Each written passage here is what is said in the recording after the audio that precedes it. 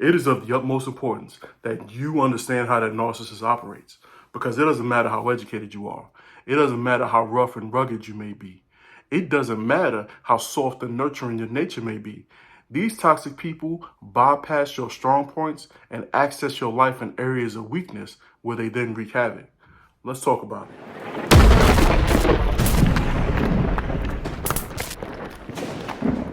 What's going on, warriors, and welcome back to another Bible-based episode from Reach Home Recovery. I'm your host, Baron Young, and today we're going to be getting into the nitty-gritty on why it's important to understand how the narcissist operates. Because yeah, it's great if you know the technical definition. It's good if you know every single type of narcissist and what aspects of society that you'll encounter them. But that's not enough. We need continued learning so we could practically apply that knowledge to defend ourselves and to protect our peace.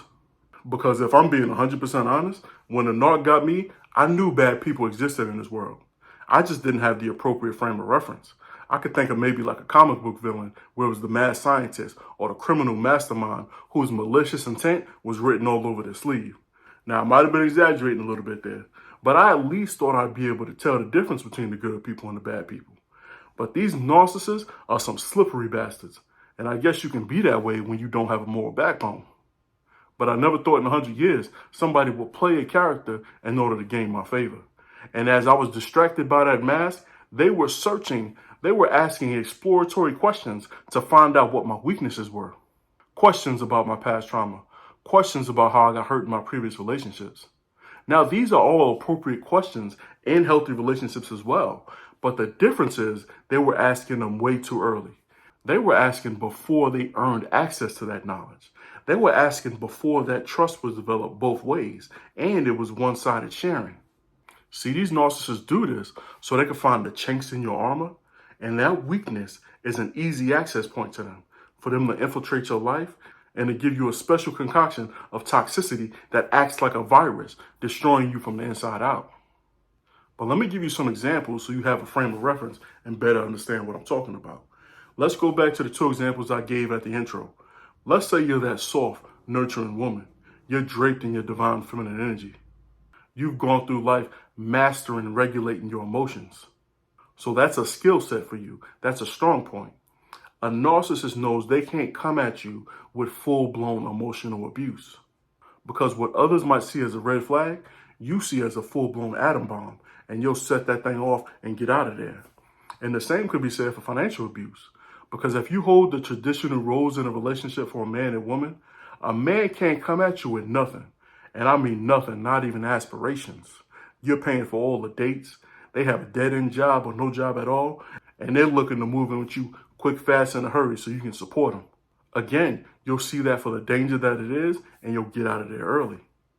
So the toxic concoction, the virus that they'll give you, is going to be a mixture of verbal abuse and physical abuse. See, they'll break you down with the verbal abuse, starting off small, starting off maybe passive-aggressive comments about something you may be insecure about or about your family and your friends. And they'll do it inconsistently. They'll cycle between abuse and fake love, which is going to breed cognitive dissonance, two conflicting ideas about that person in that relationship, which helps with the trauma bond, which causes you to stay in longer as they're breaking you down. Then they may try to beat you into submission with physical abuse. And the whole time while this is happening, the whole time while you're going through these cycles, it's deregulating you emotionally. So eventually they get to the point where they can start doing emotional abuse. And as they break you down more and more, they can even bring in financial abuse to where you're supporting them all together. It'll get to the point at the end where that virus has corrupted you so much that things that you wouldn't have initially done in the beginning, you're now accepting. Painfully so, but you're accepting it. They broke down your very essence, your very morals and your values, and you're doing things that don't constitute who you are. Now let's flip the script and talk about the men. Let's say you are that rough, rugged guy. You operate in your masculine energy. You've been taught by society to suppress your emotions because you need to be a protector. You need to be a provider. And you operate on those roles on the day in and day out. And the very thing that narc is going to use against you is emotional abuse. The same thing you've been suppressing for years. Then they'll play on your role as a provider to incorporate financial abuse. Now, I can speak towards this in person because I previously witnessed verbal and physical abuse in my childhood. And at that point, I told myself that I would never allow it, nor would I ever put my hands on a woman that I'm with or any woman in general. That became part of my essence. That constituted me. And I developed a shield towards verbal and physical abuse. But I didn't know what emotional abuse was. I didn't even know it existed.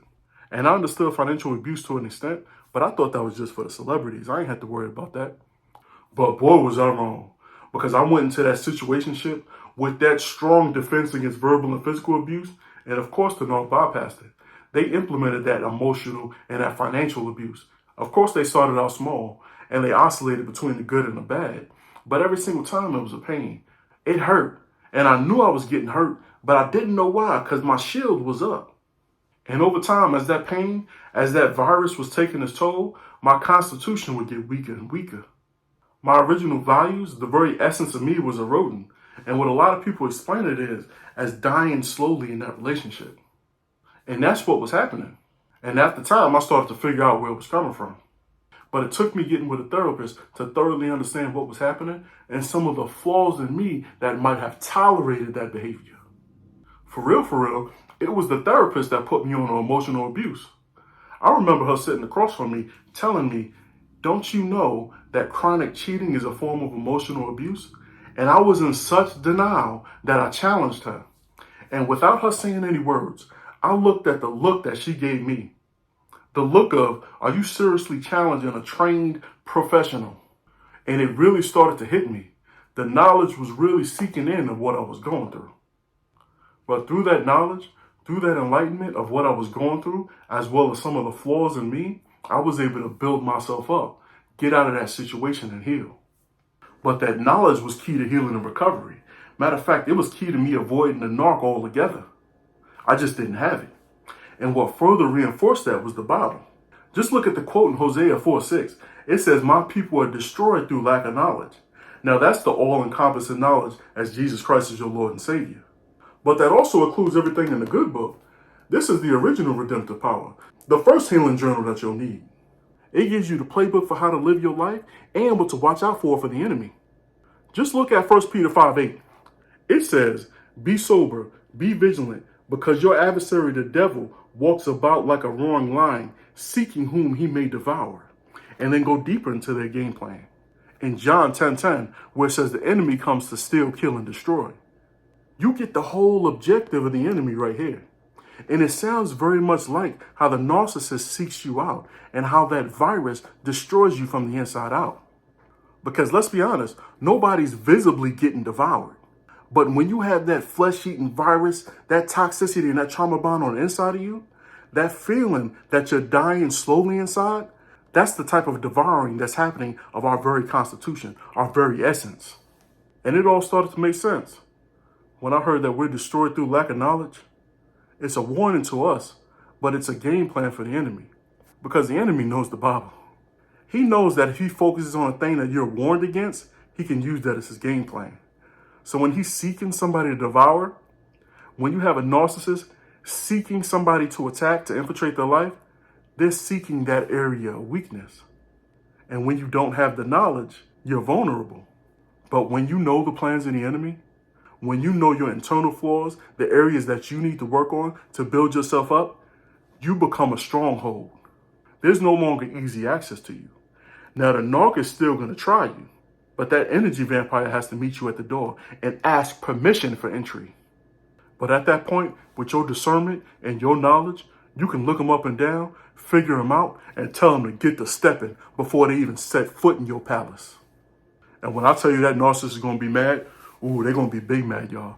Especially if you are a previous primary supply that they no longer have access to and they're witnessing your glow up, it'll eat them up on the inside. But we ain't worried about them. We're steady building up our fortress and looking out for any enemies that may be on the prowl. So y'all be careful out there because these narcs out here narking. Till next time, peace.